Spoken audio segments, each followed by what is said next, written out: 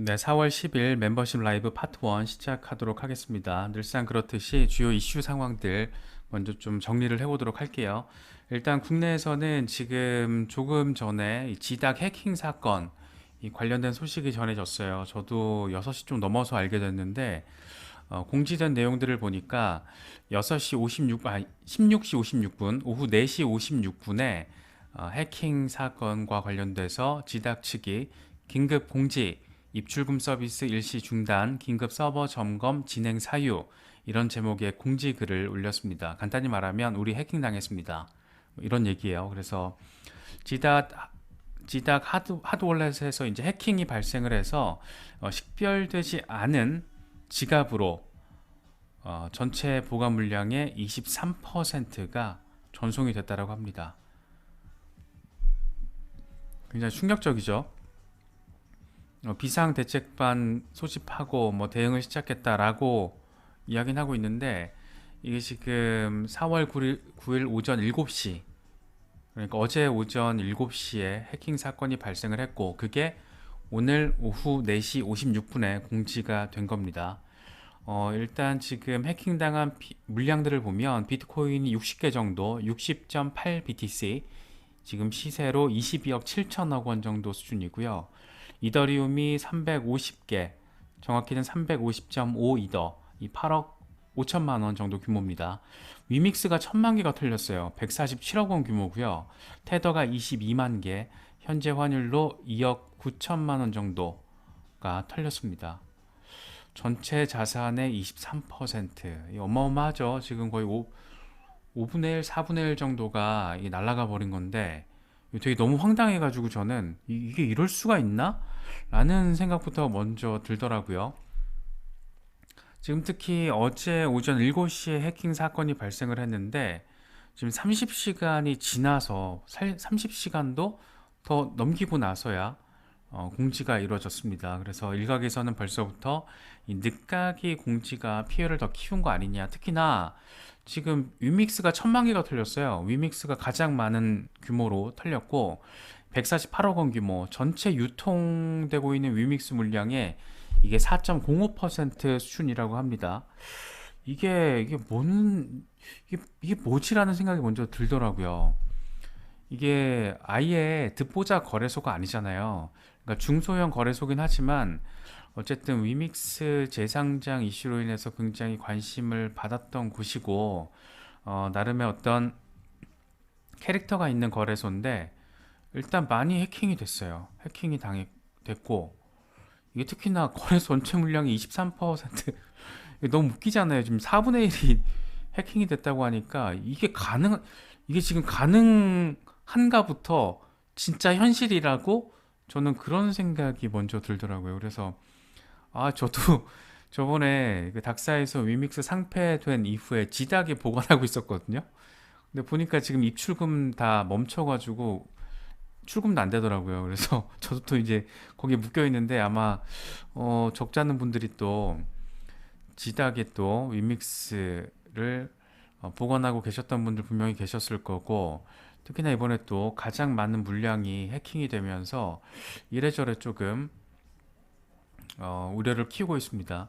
당장 해킹 사건 발생 시점부터 지금까지 보면 위믹스도 한 20% 가까이 빠졌더라고요. 그래서 야 이거 진짜 안 될 거는 이런 일로도 안 되나라는 생각이 들 정도로 위믹스 그렇게 사람 속삭이더니 또 이런 일까지 벌어지니까 좀 황당하죠. 물론 이건 이제 위믹스의 어떤 오류나 잘못과는 전혀 상관이 없지만 와 해킹의 주인공이에요. 지금 가장 많이 털려서 이런 일을 또 겪게 되는 위믹스가 짜증나네 뭐 이런 생각이 들더라고요. 그래서 진작에 좀 코인원으로 옮겨 놓는 거였는데 라는 뭐 그런 생각도 들고 어쨌든 뭐 이런 일이 또 벌어졌습니다. 그래서 아마도 지금 이제 북한 소행 관련해 가지고 얘기를 추측하실 분들이 또 많이 계실 거예요. 왜냐하면 며칠 전에 이른바 판교팀, 미국 전문가들과 국내 정보 당국이 판교에서 팀을 꾸려서 그 북한 해커들, 암호화폐 해커들 잡았잖아요. 그래서 그러니까 암호화폐 해커들을 잡은 게 아니고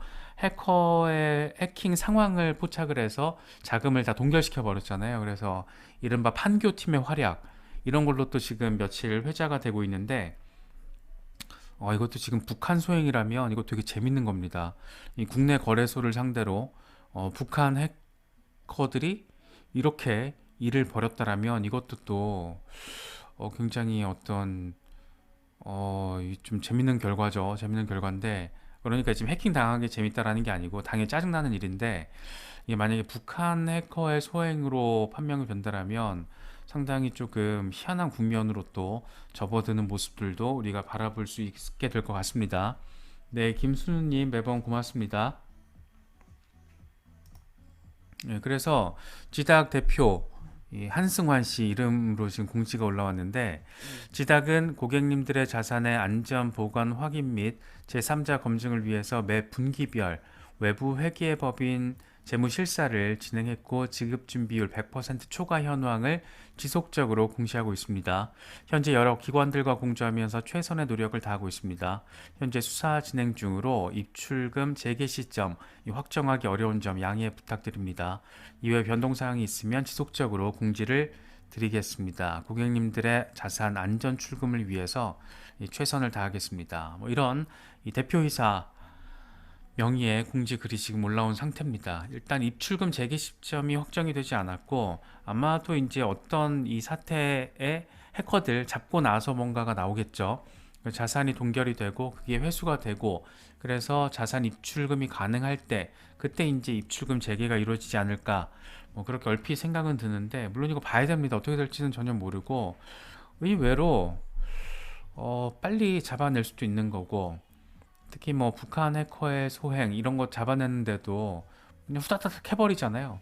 그래서 어쨌든 그런 해킹 포착, 트래킹에 대한 능력은 수사기관에서 가지고 있는 것으로 우리가 생각을 해볼 수 있는 상황이기 때문에 어쨌든 이런 일이 지금 벌어졌습니다. 그래서 뭐 저도 마찬가지고 지금 지닥에 자산을 보관하고 계신 분들은 이런 상황들을 좀 참고하시면서 대응을 하셔야 될 것 같아요. 사실 입출금이 재개되기 전까지는 이 지닥의 자산을 가지고 있었던 사람들이 투자자들이 직접적으로 대응할 수 있는 게 아마 없을 겁니다. 그래서 조금 상황 돌아가는 거를 예의주시하는 것 말고는 단기적으로는 별다른 방법이 없을 것 같다. 저는 일단 그렇게 생각을 하고 있어요. 뭐 저는 그렇게 위믹스 물량이 크진 않아서 뭐 투자하다 보면 이런 일 저런 일 겪을 수 있겠지. 어떤 산전수전의 하나 정도로 생각을 할 수 있는데 혹시나 또 큰 물량 가지고 계신 분들 생각하면 좀 걱정이 되기도 하고 뭐 그러네요. 어쨌든 네, 이런 상황들 좀 참고하시면서 이 팔로우업을 좀 하셔야 될 것 같습니다. 네, 이승문님 어서 오세요. 꾸님 네, 어서 오세요. 네, 반갑습니다. 네, 일단 지닥 이슈는 그렇고 전반적으로 거시기경제 돌아가는 상황을 좀 봐야 되는데 이번 주는 핵심 포인트는 4월 12일 밤부터 4월 13일 새벽까지가 이번 주 핵심이라고 바라볼 수가 있습니다. 미국 소비자 물가 지수가 4월 12일 밤 한국 시간으로 9시 반에 발표가 되는데 이건 지금 전월 대비거든요. 전월 대비 0.3%로 예측이 돼 있어요.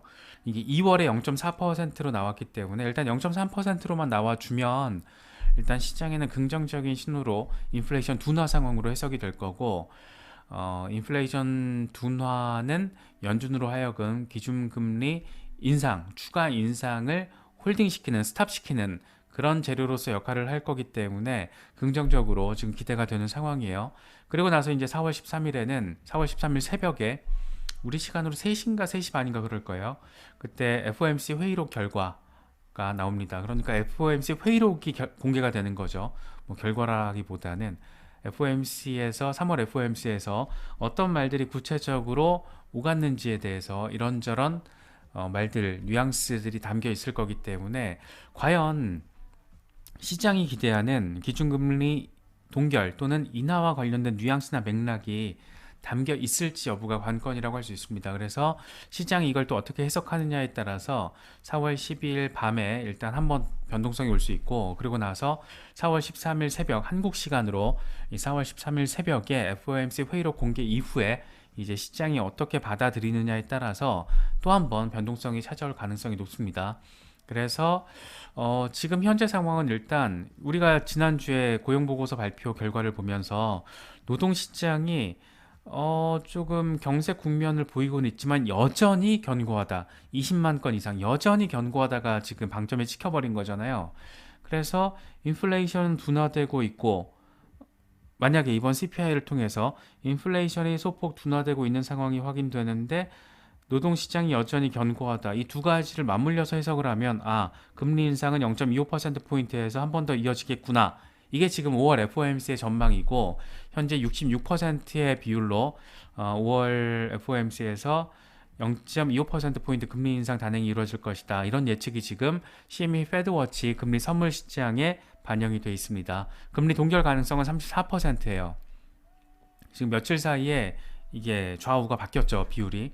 포지셔닝이 바뀌었는데 어쨌든 5월에는 한 차례 더 0.25%포인트 베이비 스텝으로 금리가 인상될 가능성이 좀 높다라고 지금 시장은 기대를 하고 있습니다. 이렇게 되면 시장의 어떤 기대와 상관없이 기대와는 좀 반대로 그러니까 지난주까지는 금리 동결에 대한 기대감이 높았던 거잖아요. 어쨌든 그래서 5월 FOMC 회의를 통해서 기준금리 상단이 5.25%포인트로 맞춰질 가능성이 조금은 더 높아진 상황으로 바라볼 수 있을 것 같습니다.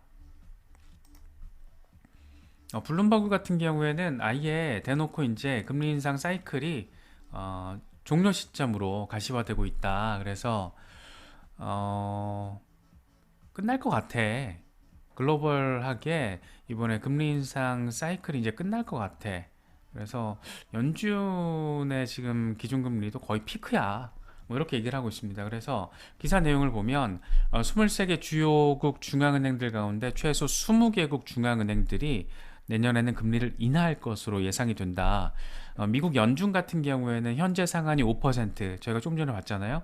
근데 올해 말에 5.25%, 내년 말에는 4.25%가 예상된다. 이걸 이제 조금 지금 상황에서 풀어서 바라보자라면 올해 말에 5.25%가 될 거라는 것은 5월에 0.25%포인트를 올려서 금리 상단을 5.25%포인트로 맞추고 6월부터 연말까지 금리 동결 기조를 유지한다라는 말을 이렇게 하고 있는 거예요. 그리고 나서 내년 초부터 금리 인하에 들어가서 내년 말에는 4.25% 그러니까 0.25%포인트씩 4번 정도 내년에 4번에 걸쳐서 금리 인하가 이루어질 가능성에 대해서 우리가 생각을 해볼 수 있는 겁니다. 그래서 블룸버그는 지금 아예 대놓고 5월 금리 인상이 마지막 금리 인상이야. 이번 인상 사이클에 있어서 마지막이 될 거야. 이런 말을 지금 하고 있는 겁니다. 사실 5.25%포인트 금리 상단에 맞춰서 금리 인상이 마무리가 된다라면 이 정도 그 정도 괜찮아. 이렇게 바라볼 수 있을 것 같아요. 그리고 나서 이제 6월부터 금리 동결 기조로 가면서 연준은 그동안 1년 넘게 고강도 긴축을 단행했던 것에 대해서 이제 관망 포지션에서 시장이 어떤 그 긴축에 대한 효과를 보려고 할 겁니다. 그리고 나서 당연히 이제 인플레이션이 조금씩 완화되는 걸 기대를 하면서 내년부터 이제 금리 인하 국면으로 접어들 것이다. 이렇게 지금 블룸버그가 정리를 하고 있다라고 바라보시면 될 것 같습니다. 지금 또 하나가 이제 원유 가격이 사우디 오펙 플러스에서 다음 달부터 이제 하루에 116만 배럴씩 감산을 예고했잖아요. 그래서 미국에서 가까스로 잡혀가고 있는 인플레이션 둔화 상황에 브레이크를 걸면서 다시 이 원유 가격을 부채질하는 것 아니냐, 이런 우려가 나오고 있어요. 그런데 사우디 아람코, 이 사우디의 국영 석유 기업이 이번에 오늘 밝힌 내용을 보면 최소 4개 아시아 고객에게 기존 계약대로 원유를 공급하겠다. 이미 세계 고객사에는 6월 계약 물량 공급 계획을 통보했다. 이렇게 밝혔습니다. 이게 바라보기 관점에서는 아시아에는 예정대로 가고 이제 미국에는 야이씨 니네 마음대로 해봐. 우리 니네한테는 감산 이제 반영해서 할 거야. 이런 걸로도 해석할 수가 있고, 다만 이제 이런 상황에서 나이지리아를 비롯해서 이 남미 국가들이 또 증산하기로 했대요. 그러니까 나름 이게 지금 완충지대, 이 충돌의 모습을 또 우리가 볼 수가 있어요. 사우디를 축으로 그러니까 러시아까지 사우디와 러시아를 중심으로 한 오펙 플러스에서 원유 감산을 해버리면서 미국을 압박하고 있는 건데 어쩌다 보니까 또 나이지리아를 비롯한 중남미 국가들에서 증산 얘기를 지금 하고 있는 겁니다. 그러면서 이게 충돌하고 있는 거죠. 그래서 이게 사우디가 감산을 한다라고 했을 때 미국의 원유 가격에 영향을 미칠 수는 있는데 기본적으로 이 CPI나 PC를 볼 때 근원 CPI나 근원 PC가 더 중요하잖아요. 왜냐하면 원유 가격 원유 가격을 비롯해서 이 농산물 가격 이런 것들은 어떤 미국의 인플레이션 상황과 상관없이 외부 충격으로 인해서 지금과 같은 영향으로 벌어질 수 있는 이슈다 보니까 어쨌든 근원 CPI나 근원 PC에는 직접적으로 영향을 주지는 않을 거기 때문에 이 자체가 미국 연준의 금리 인상 기조에 큰 영향을 주진 않을 거다. 뭐 이런 분석들도 지금 나오고 있습니다. 그래서 그런 부분들도 함께 조금 더해서 시장을 바라보시면 더 좋을 것 같아요. 그리고 또 한 가지가 이제 4월 13일 새벽 한국 시간으로 4월 13일 새벽에 FOMC 의사록이 이제 공개가 됩니다. 그래서 연준에서는 기본적으로 긴축의 정도는 불확실하다. 뭐 이렇게 말을 해놓은 상태이기 때문에 금리 인하 시그널을 포함해서 뭐 여러 가지 어떤 시장이 원하는 뉘앙스가 FOMC 회의록에 담겨 있을지 있을지에 대해서 우리가 조금 관심 있게 바라보면 될 것 같습니다. 네. 비트코인 상황을 좀 이어서 보면 다행이에요. 비트코인은 지금 이런 전반적인 상황에 있어서 어쨌든 긍정적으로 반응을 해주고 있습니다. 지금도 28,300달러 위에서 자리를 해주고 있기 때문에 이대로 3만 달러 리테스트 가능성에 대한 어떤 기대감이 조금 더 커진 것은 분명한 사실로 보입니다. 물론 여전히 25,000달러 리테스트 가능성에 대해서도 이야기가 나오고 있지만 전반적으로는 지금 24시간 흐름이거든요. 치고 올라가요, 계속. 근데 이런 흐름이 지금 반복되고 있잖아요. 그래서 이런 부분들도 좀 참고를 하시면 좋을 것 같고 라켓 오페디에 같은 경우에는 27,500달러가 붕괴될 경우에는 단기 솔전매로 인해서 25,200달러까지 25.2K는 이제 200주 이동 평균 부근이잖아요. 그래서 급락 가능성을 얘기는 하는데 일단 여기선 지지를 잘 받아줄 겁니다. 워낙 견고한 라인이어서. 근데 이런 일은 좀 바라보지 않았으면 좋겠고 지금 상황에서는 일단 27,500달러보다는 28,500달러에 대한 기대감이 조금 더 커져 있기 때문에 반등할 경우에는 29,200달러 그 이후에는 32,500달러까지 가능성이 있다. 뭐 이런 얘기를 지금 하고 있습니다. 마이클 반데포페도 거의 똑같은 얘기하고 있어요. 지금 28,500달러 향한 움직임이 괜찮다. 그래서 이번 주에는 빅 이벤트 CPI인데 이게 지금 시장을 움직이게 하는 역할을 할 거야. 그래서 28,600달러가 잘 테스트가 된다라면 아마도 내 생각에는 돌파할 것 같아. 상방향으로. 이 지금 3만 달러 돌파 얘기하고 있는 거거든요. 그래서 3만 달러 돌파 가능성이 조금 더 높다라고 지금 무게를 싣고 있는 겁니다. 이 양반도 25,000달러 급락 가능성을 얘기했던 사람이에요. 계속 지난주까지만 하더라도 25,000달러에서 롱 포지션 잡기 좋은 구간이 될 거야. 뭐 이런 얘기를 했던 건데 지금 완전 뉘앙스가 달라졌죠. 그래서 이런 부분들도 좀 참고하시면 좋을 것 같고 렉트 캐피탈 같은 경우는 이게 먼슬리 차트인데 지금 상단 저항을 뚫어줬고 4월에도 지금 이 위에 자리하고 있잖아요. 아예 훨씬 위에. 그러니까 지금 두 달에 걸쳐서 지지를 상단 저항을 뚫고 지지를 받아주는 상황으로 바라보고 있기 때문에 중장기 관점에서 위쪽을 향한 포지션이 잘 설정되고 있다. 그래서 반감기 이후 상승 국면을 놓치면 되게 되게 부끄러운 일이 될 거야. 뭐 이런 얘기를 하고 있어요. 그래서 과거에도 보면 2015년, 2019년 보면 지지받고 랠리, 지지받고 랠리, 한 번 더 랠리, 지지받고 이제 랠리 이 얘기를 하고 있는 겁니다. 물론 이거는 이 먼슬리 차트니까 반감기까지 얘기를 하고 있는 겁니다. 그래서 되게 지금 어쨌든 흐름 자체는 나쁘지가 않다 이렇게 바라보시면 될 것 같아요. 이 톰베이지 같은 경우에도 뭐 비슷한 얘기를 합니다. 50주 이동평균이 계속 하락하고 있고 200주 이동평균은 서서히 상승하고 있다. 그런데 새로운 캔들 위에 비트코인이 자리하고 있어서 비트코인은 계속 상승할 것으로 보인다. 특히 이제 20주 이동평균이 50주 이동평균을 넘어설 것으로 예상이 된다. 그러니까는 50 장기 이동평균 위로 중기 이동평균이 지금 올라선다라는 거니까 이 골든 크로스가 발생될 거란 얘기를 하고 있는 거잖아요. 그렇기 때문에 비트코인이 더 상승할 수 있어 이런 얘기를 하는 거죠. 그러면서 아예 대놓고 한 2주 안에 이 박스권 돌파할 것으로 보인다. 지금 박스권이 거의 뭐 한 달 정도 가까이 돼가고 있는데 어쨌든 지금 박스권 안에서 돌파할 것으로 보인다. 그러니까 28,500달러 뚫을 거란 얘기 하는 거거든요. 그래서 이런 부분도 지금 나오고 있습니다. 반감기 얘기가 지금 나오기가 딱 좋죠. 예, 반감기 가지고 설명하기가 딱 좋아요. 그래서 저번 반감기 때도 고점 찍고 두 번 지지받고 빠졌을 때 카피출레이션 나오고 뚫었을 때 지지라인 테스트 한 번 더 하고 그때 이제 랠리를 했잖아요. 그리고 전고점 나왔던 건데 지금도 마찬가지로 두 번에 걸쳐서 지지 테스트 하고 빠졌을 때 카피출레이션이 나왔고 그러고 나서 이제 돌파 테스트하고 한 번 더 지지 받고 간다. 이런 얘기를 하고 있는 겁니다. 그래서 비트코인 사이클은 언제나 반복이 됐다. 인내심을 갖고 지켜보면 돌파 상황 바라볼 수 있을 것이다. 뭐 이런 얘기 하고 있습니다.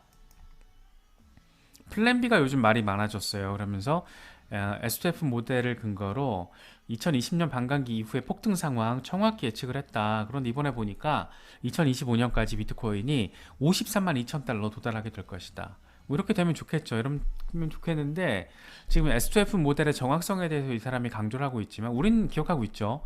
2021년 연말에 10만 달러 S2F 모델 근거로 갈 거다. 이게 지금 어긋나는 바람에 플랜 B가 엄청난 비난에 시달렸던 거잖아요. 그래서 이게 100%는 없다. 그러니까 100%는 없죠, 이 세상에. 가끔 이제 사람들이 오해하는 게 조금 이렇게 공부가 덜 된 분들이 조금 이제 오해를 하는 건 그런 거죠. 이런 어떤 유명한 브랜드가 있는 분석가가 얘기를 하면 이렇게 될 거라고 거의 확정적으로 인식을 한다라는 거예요. 무의식적으로. 그러면 안 되죠. 100%는 없고 100% 틀릴 가능성도 있습니다. 네. 그런 상황 보면 되고 또 한 가지 이건 의미 있는 소식인데 브라이언 암스트롱 코인베이스 CEO가 비트코인 라이트닝 네트워크 지원할 계획이 있다 이렇게 얘기를 했습니다. 이 코인베이스가 비트코인 라이트닝 네트워크를 적용한다. 이거 굉장히 의미가 크죠. 비트코인을 통해서 거의 XRP 전송하듯이 이제 거래소에서 전송이 가능해지는 겁니다.